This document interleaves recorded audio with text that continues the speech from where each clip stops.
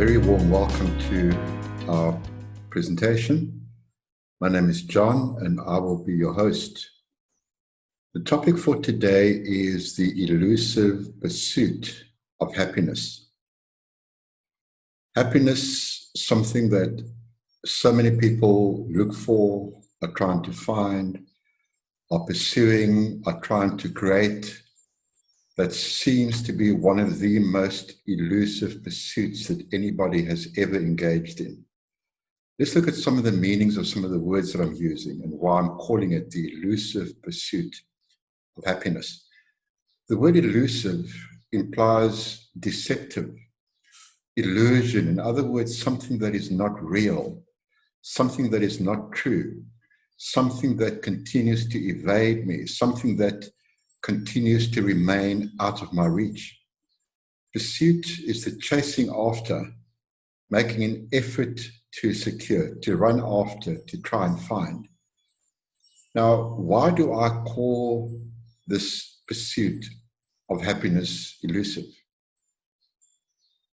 The truth is, happiness starts with you, not with your relationships, not with your job, not with your money, but with you. And I know initially when I first heard this, it sounded quite cliche to me, and it didn't even go in one ear and out the other. It just bounced off my ears altogether because I was conditioned to think that happiness is determined by external factors. If I can only get the particular career that I want, if I can drive the particular car that I want, if I can be in a relationship with a certain kind of person, surely that will make me happy. And of course, there's an abundance of evidence worldwide that, yes, we may find some short-term pleasure or some short-term happiness in these things, but I think we can all testify to the fact that it tends to be short-lived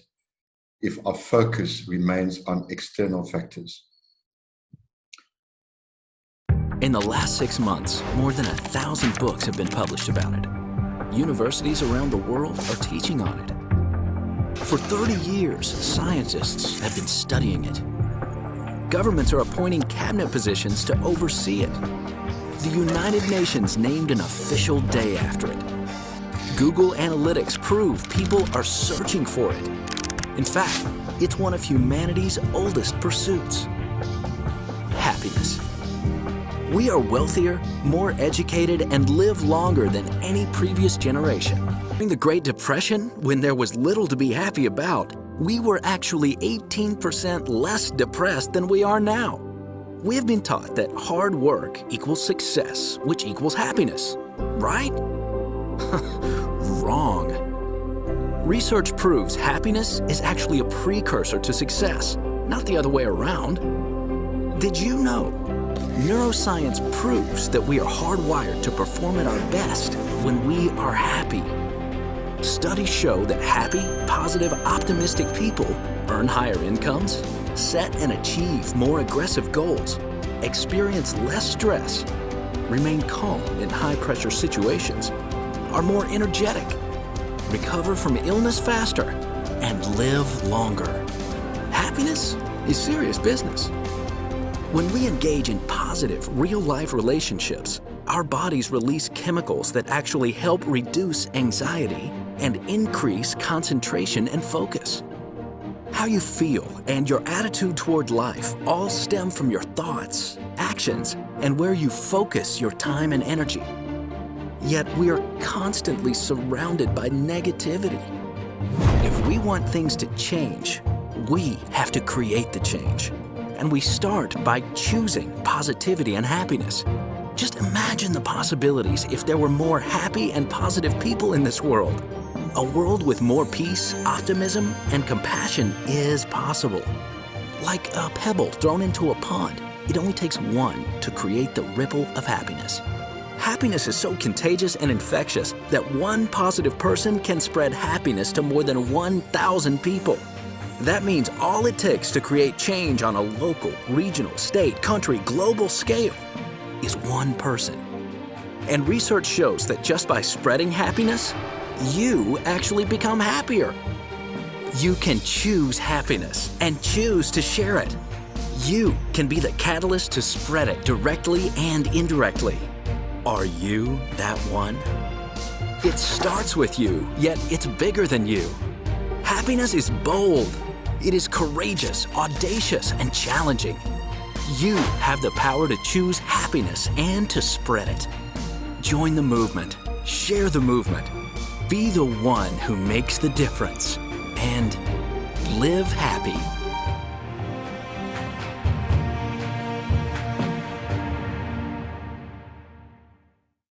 How do we get to the place of happiness? If external factors don't make me happy, what do I need to do? Do I create happiness? Do I work myself into a happy state? How do I go about that? Well, we're going to look at some principles today that I hope will help us to develop a better understanding of the whole issue or the whole principle of happiness, what it really is, and how we can connect with it. If you accept a limiting belief, then it will become a truth for you. The statement was made by Louise Hay. Now, what does that mean? Well, psychologists generally agree that most of our behavior, most of our life experience, most of our reaction to situations are based on our core beliefs that we developed from the time we were born, basically, based on information that we received and internalized what we believe to be true. And the main categories of those beliefs would be beliefs about myself, positive or negative, beliefs about life, beliefs about the world, beliefs about people. And if I have beliefs about my own limitations, if I have beliefs about the unfairness of life, if I have the belief about the selfishness of people, you can imagine what kind of experience I will have in those particular regards. And the beliefs that we hold ultimately will cause us to behave in certain ways, whether we behave in ways that can actually help move us closer to our goals, or whether we behave in self-sabotaging ways. And this principle is really, very important to understand, that the beliefs that I've internalized will become a truth for me. And what that means from a psychological perspective is that my subconscious mind at some level will get me to behave in ways to prove these beliefs to be true. So if I, for example, believe that I am not capable of making money, or I'm so focused on my own limitations, I'll be far more inclined to fail in any kind of endeavor. And I'll be far more to behave in, as I mentioned earlier, self-sabotaging ways. And of course, you can imagine the impact that would have on my emotional state, on my experience, on my level of happiness. So a very important place to start would be to look at some of my beliefs, to look at some of my thought patterns, the way that I think.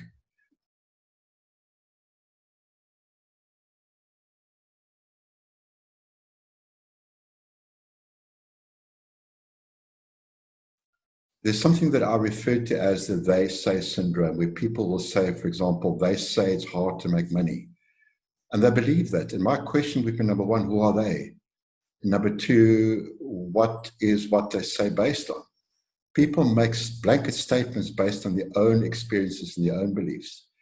And if we can get to a place where we can practice some critical thinking, where we can start to question what we hear, and we start to question what we think, and we start to look for our own answers and our own solutions, I really believe, and I talk from personal life experience, that it really, really contributes hugely towards us making the necessary changes that we need to make in our lives in order to start to experience a deeper level of happiness. Dr. Phil McGraw, the famous TV psychologist, often asks the question, how is it working for you? So when people make a statement or they verbalize a belief or an opinion, how's it working for you? Do you believe it because it sounds good? Do you believe it because it's something that you internalized without questioning, which is really what conditioning is all about? And for the first 6 or 7 years, the child's brain is underdeveloped, and therefore the child is not able to question information they receive, to question what they're told. So within those first 7 years, we are programmed, we are conditioned with people's opinions and beliefs and ideas that we internalize as truth for ourselves. And we then continue to build our belief systems on the premise of what we've been told. Now, how do I know whether something is working for me? Well, the outcomes. Do I have success in those areas? Do I fail in those areas? Do things work for me? Do they work against me? And secondly, how does it make me feel? And very often just making the statements, we can go back to our bodies and we can feel the emotional response or the emotional reaction very often to those thoughts and those statements or those ideas. And the reason for that is that my nervous system always responds biochemically to what's going on in my mind, in my thoughts, to my story, my narrative, my reaction, the meaning I give to things.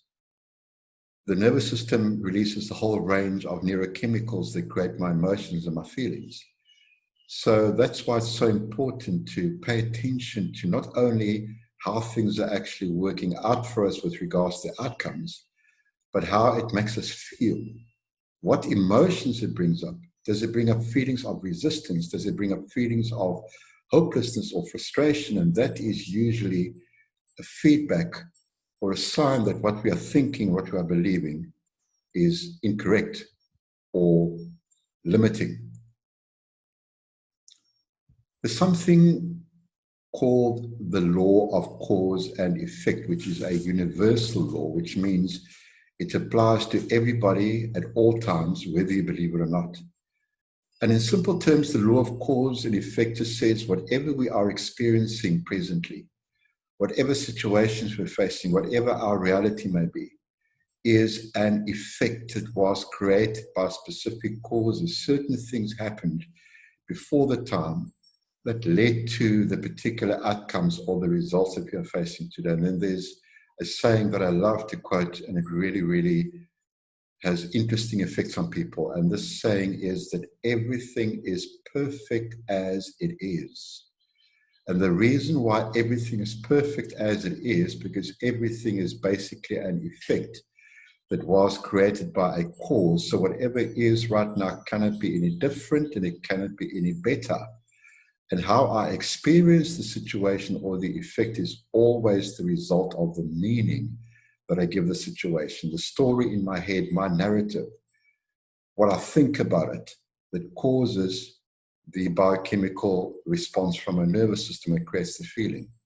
So if I'm not happy with the situation and I fight against the situation and I complain about the situation, and I tell everybody about the situation, all I'm doing is I'm creating more and more experiences of the same thing.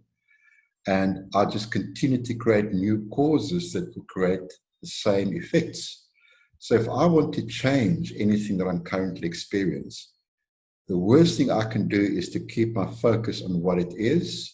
Once I've acknowledged what it is, once I've acknowledged how it makes me feel, once I have figured out and identified this is not what I want, and identify what it is that I want instead, it is very important then to move to the place where I can start to create new causes. And the number one or the first cause is always, always my thinking, my meaning making, the story that I tell myself.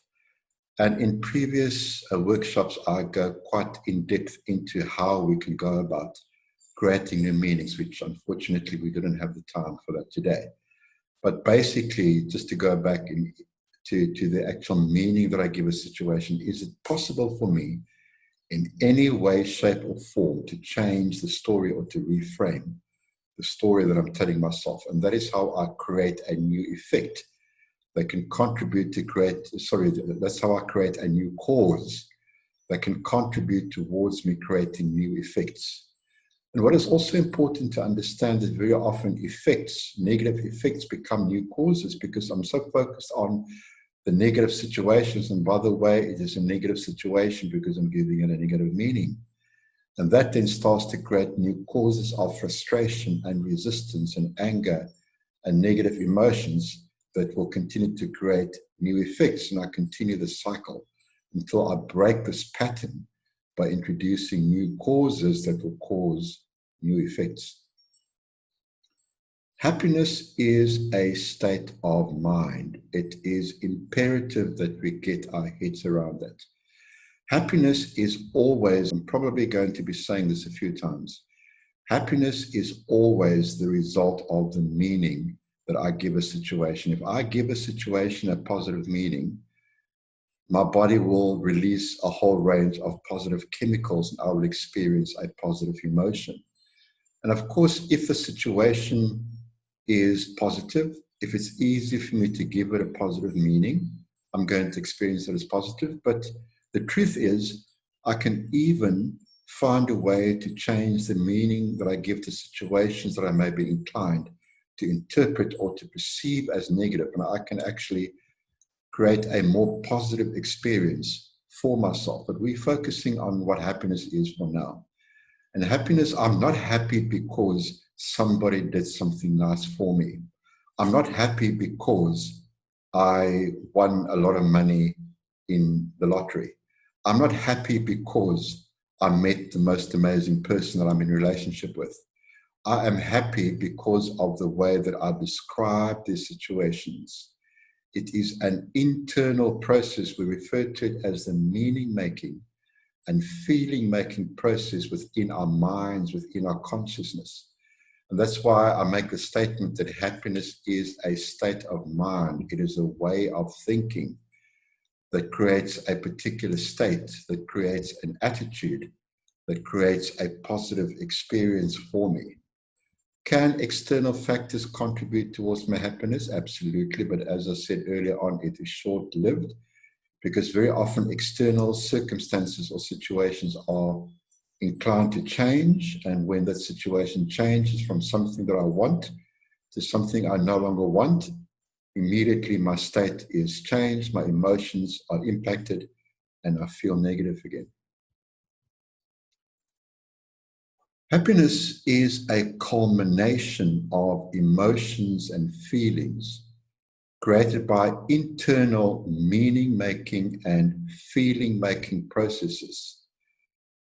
I know I've said this a few times, and as I said, I probably will be saying this a few times more because we learn through repetition.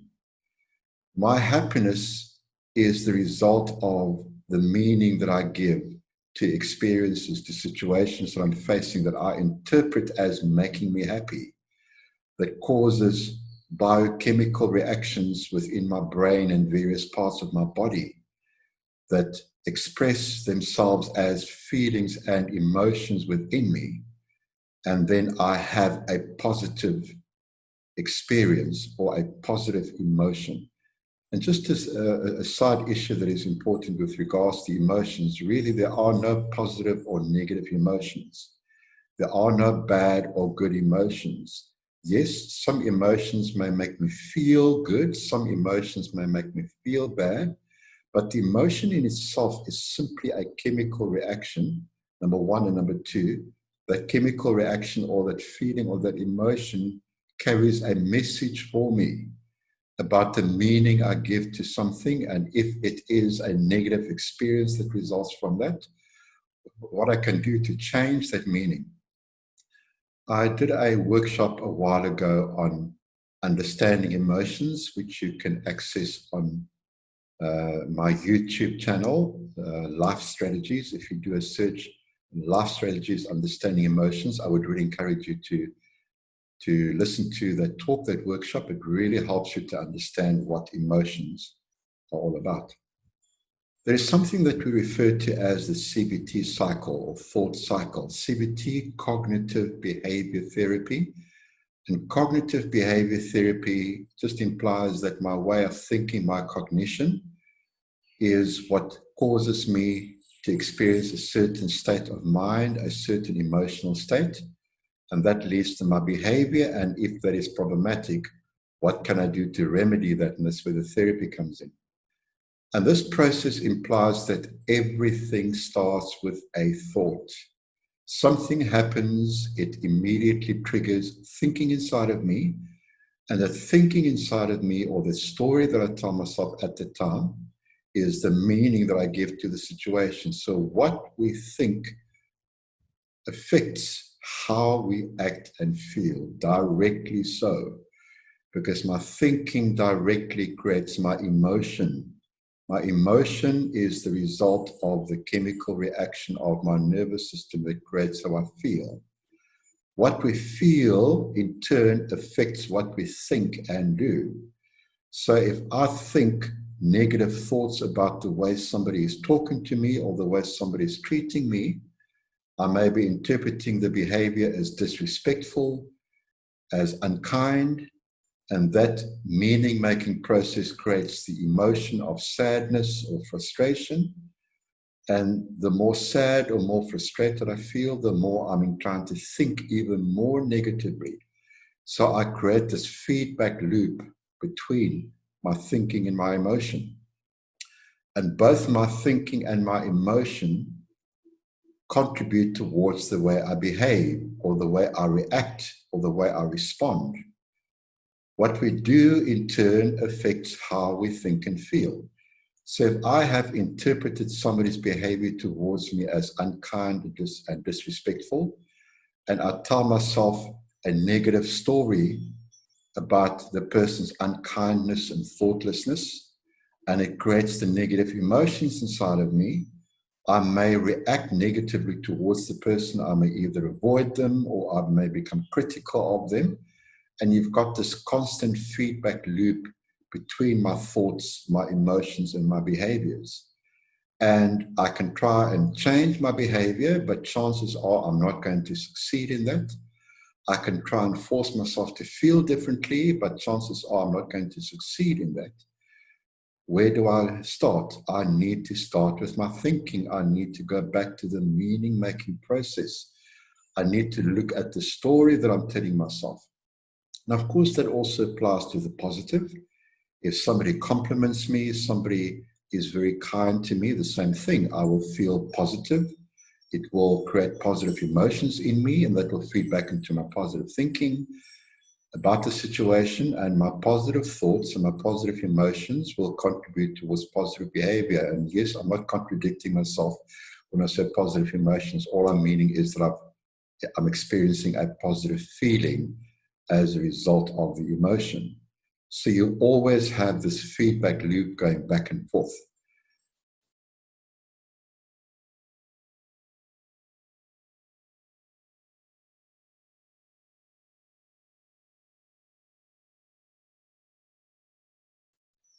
That sort of underlines the fact, or illustrates the fact that I stated earlier on, that external factors play a relatively small role in my happiness.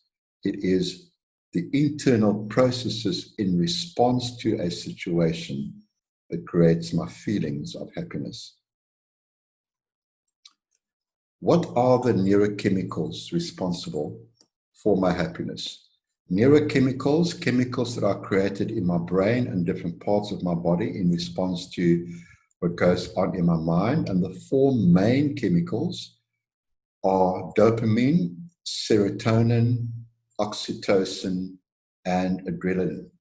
So the question here is, what can I do that will help my body to produce these feel-good chemicals so that I can experience happiness? The truth is, if I am faced with what I will interpret as a positive situation, a pleasurable situation, the truth is that that situation or circumstance or person, for that matter, causes well, they don't directly cause it, the meaning-making process in my mind causes the release of dopamine and serotonin and oxytocin and adrenaline that creates the various feelings. Dopamine is what is referred to as the pleasure chemical. And of course, these chemicals have numerous functions, but we're going to look at the specific functions that contribute towards our emotional state, in particular happiness. Dopamine is the pleasure chemicals. So if I enjoy something, if I find something pleasurable, it is because I am thinking happy thoughts about what I'm doing. I'm thinking thoughts of enjoyment and pleasure, and my brain releases dopamine. Serotonin is the calming chemical, the relaxing chemical. So when I do something that I find fulfilling and rewarding, that makes me feel good about myself, and of course that is related to the conscious or unconscious story that I'm telling myself at the time, and causes the release of serotonin, and I feel the positive feelings of satisfaction and contentment. And just interestingly, serotonin plays a huge role towards my sense of self-worth and self-esteem as well, how I feel about myself. In other words, the story that I tell myself about myself. Oxytocin is referred to as the connection chemical when I'm with somebody that I care about, that I feel an emotional connection with, and we do things together and I spend time with this person. My brain releases oxytocin and I experience this feeling of connection. And that is also one of the important chemicals that is released when a mother gives birth. It causes her to bond with the baby. Adrenaline is the excitement chemical when I think of something that I really enjoy, and what makes a difference between a pleasurable and an exciting experience is the element of risk. So when I think about something that contains an element of risk, I experience excitement and adrenaline gets released. The interesting thing about adrenaline is that it can cause anxiety or it can cause excitement. What is the difference? Where my focus is. If I'm focusing on a situation, I'm focusing on the risk or the threat or the danger, adrenaline creates a feeling of anxiety. But if I focus on the opportunity or the challenge in a situation, yes, I'm aware of the risk factor, but I'm focusing more on the positives. The adrenaline causes me to experience excitement. So once again, the meaning-making process in my mind causes these various feeling-making processes. So if I can find ways to do things I enjoy and find pleasure in, and to do things that are meaningful, that makes me feel good about myself, and I form healthy connections and associations with people, and I also do things that are exciting, I will experience these various emotions, and that ultimately is what culminates in me experience a level of happiness. And as we see, it is all internal processes that I create myself. Pursuing happiness through external factors leads to disillusionment, and the reason being that external factors are always subject to change. People may let us down. I may not be able to keep a career that I'm passionate about. Situations change. And yes, external factors can contribute, absolutely, but the contribution is only around about 10%. And the other 90% is always the meaning-making process within me. So yes, I can experience happiness through external processes or external factors as long as my focus does not remain on that. And as long as I don't rely on external factors to make me happy. So all that can happen is external factors can just contribute towards the level of happiness that I'm already experiencing. Happiness is a precursor to success, as we heard in the video. Now that sort of contradicts the idea that most people have, as if I can find the right person, or if I can find the right job, or if I can be successful in life, I will be happy. Overwhelming evidence shows that successful people found a way to be happy before the time.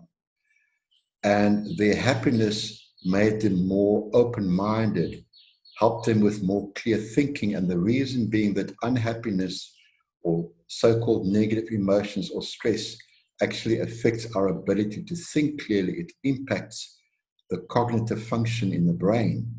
And I am less able to find solutions and to think solution-oriented thoughts. Whereas if I can find a way to practice happiness, if I can find a way to maintain a more positive emotional state, I will be far more receptive to opportunities that may come my way. And that's been scientifically proven. Unhappiness is fabricated by beliefs and thoughts. Happiness is my natural state. How do we know that happiness is our natural state? Well, the simple reason that when I'm not happy, it is very unpleasant. When I am upset or angry or frustrated, it is a very unpleasant state that very often I will try my best to get out of. It is not natural for me. We are naturally inclined towards happiness. Yes, unfortunately, or whichever way you look at it, we also have a natural predisposition towards negativity as a survival mechanism. Within our DNA, as a result of what our forefathers experienced, the level of risk and danger they were exposed to, they were more conditioned to focus on risks and danger in order to protect themselves. And that was sort of written into the human DNA. So we are more inclined when something goes wrong to focus first on the problem and the negativity as a way of survival. But we can actually rewrite the programming. It's important to remain aware of potential risks, but that we can also find a way to start looking for solutions and looking for ways to reconnect with that natural state of happiness.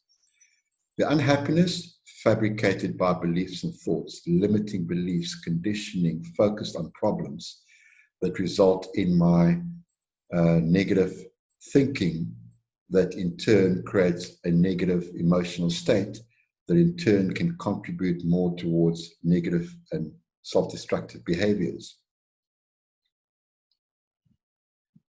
Important ways or important principles with regards to experiencing happiness. Number one, I do not pursue happiness. You pursue something that is lost. You pursue something that is missing. You pursue something that is absent. And we just learned that happiness is our natural state. Happiness is inherently part of who we are. So pursuing it implies it is not there. And as we saw earlier on, what I pursue is inclined to remain elusive. I do not create happiness for the same reason you create something that is not there. There is a need for something. And I don't have to create something that is already inherently in me. Yes, I may create habits. I may create new thought patterns that will help me to connect with the happiness. So what do? I need to find a way to practice happiness. How do I practice happiness? By practicing a positive attitude, by practicing a more empowering narrative when it comes to responding to situations, by practicing looking at things more as challenges so I can find opportunities, as opposed to continuously focusing on negativity. Practice makes perfect. Well, the truth is perfect practice makes perfect, because I can practice something in a negative way that creates more negativity. But if I can find ways and means to retrain my thinking, to retrain my narrative, to retrain my self-talk, to bring more hope into situations, to look for more meaning, I find ways to connect more and more with the happiness, the contentment, the peace, the well-being that is already inherently part of who I am. How do I go about creating feeling good, or the feel-good chemicals that I need for a resourceful state? Now, we already looked at that, but I want to repeat that again. How do I create a resourceful being? How do I create a state of mind that helps me to be more creative, to be able to, and what I mean by that is to create the life that I want, to create more happiness, as opposed to continue being survival. The dopamine, do things that create pleasure, healthy pleasure. And what is healthy pleasure? That I can go to bed at night and feel good about myself, and not feel guilt and shame. Serotonin, do things that are meaningful, things that make me feel good about myself. something that adds value, something that makes a difference, either in my own life or somebody else's life. Oxytocin, connect with someone you care about, connect with like-minded people, connect with people that you can share with. Adrenaline, do things that you find exciting, outdoor activity, sport, whatever it may be. That is how we create this resourceful being. Resourceful meaning finding ways and means to create more of what we want. In coaching language, there is a saying that says there are no unresourceful people, only unresourceful state. Unresourceful means to be limited, to be unable, to be disabled, to not find ways and means to do and create what I want. There is no such person who doesn't know how. There are only people who feel like they can't, who are stuck in unresourceful states because of unresourceful thinking that creates unresourceful emotions and that leads to unresourceful behavior. So the thinking, the practicing critical thinking, questioning things. How can I go about this? Instead of thinking I can't, start to think, how can I? What do I need to do? How can I go about doing and finding and creating things that will add meaning and value to my life? Yes, it is important to practice all those principles, but it's always important to understand that first cause for any emotion or state is always in my thinking. And what do I mean by that? I can maybe connect with people that are positive, that are supportive, that are inspirational, and I could still be stuck in negative thoughts about myself for that matter, and I'm not going to have an ongoing positive experience. My story, my thinking about myself, about people, about life, about the world, it is imperative that I remain constantly aware. Is my thinking empowering? Is my thinking inspirational? Positive thoughts equals a positive life. And by the way, at the risk of being criticized for what I'm going to say now, I don't necessarily believe in positive thinking in the sense of it doesn't matter what happens, just remain positive. I believe in finding ways to think more positively about situations. And it is very important that we acknowledge whatever the feeling is that we are experiencing, that we acknowledge the fact that some situations may trigger negative emotions in me because they triggered a negative story in me, and that I allow myself that narrative, that I allow myself that feeling, but with the understanding that whether I stay there or whether I move on to something better or more positive depends on me. So acknowledge what is, accept what is, but be ready for more, be ready and willing for something better. The two most important, powerful principles when it comes to happiness or mindsets or values, when it comes to happiness, are appreciation and gratitude. Appreciation and gratitude are the purest forms of mental energy that can be emitted. And the energy that we emit through our thinking is measurable. It can be measured. And of course, the emotion that results from that can be felt. Appreciation, simply the meaning we give to things, the value we add to things. It may be something that we are inclined to interpreting or perceiving as negative, but if we can find some kind of meaning to give to it, what is the lesson I can learn from this? What can I pay attention to change moving from this?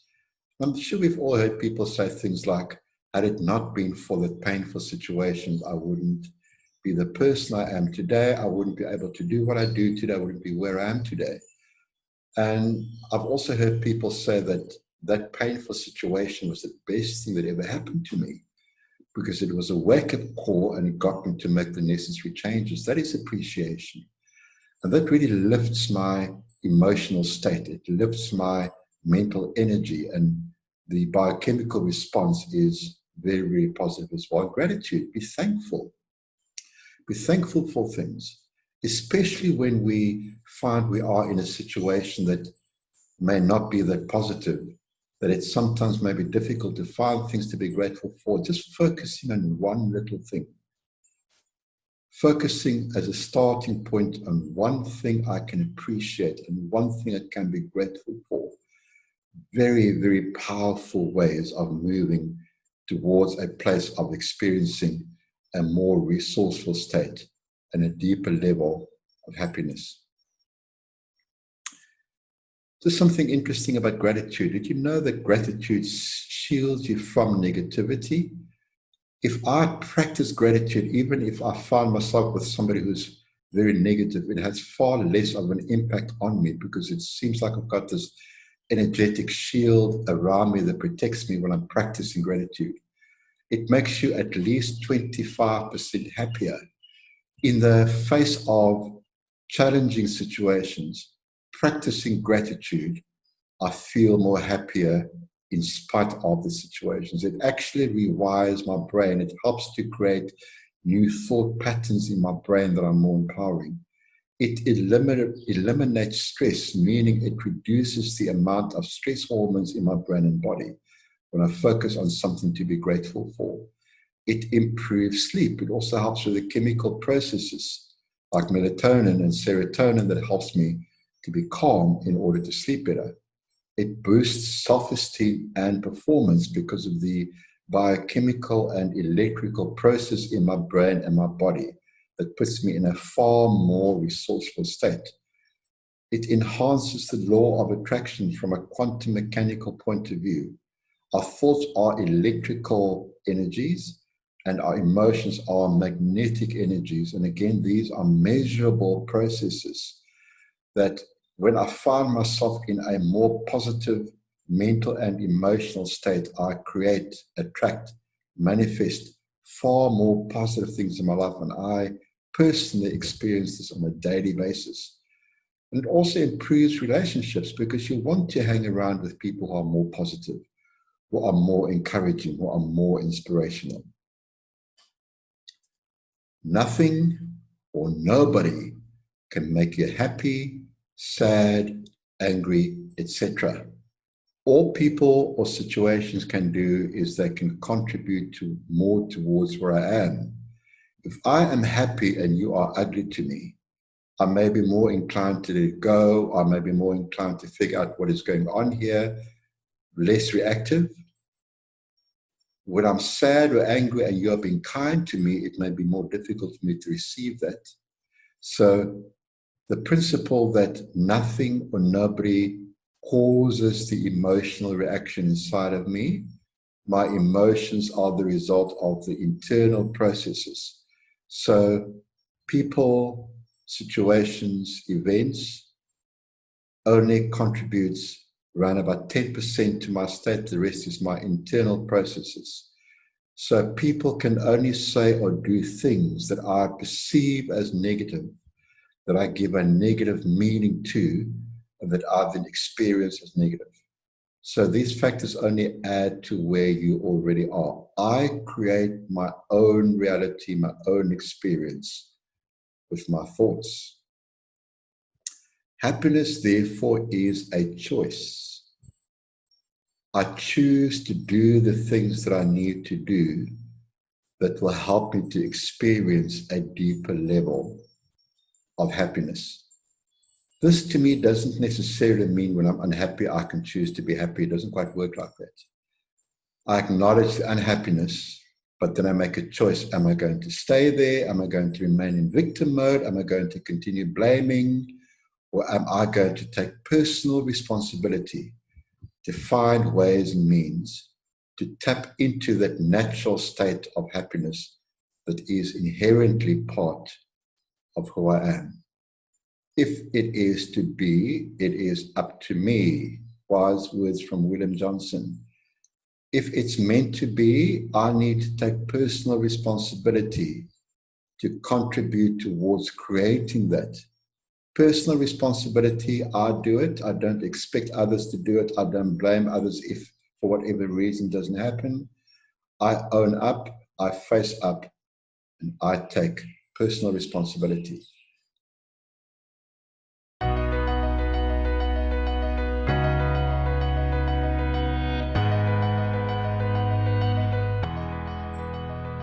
Thank you for spending time with me, and I really, really hope that you were able to relate to some of the things that I was saying.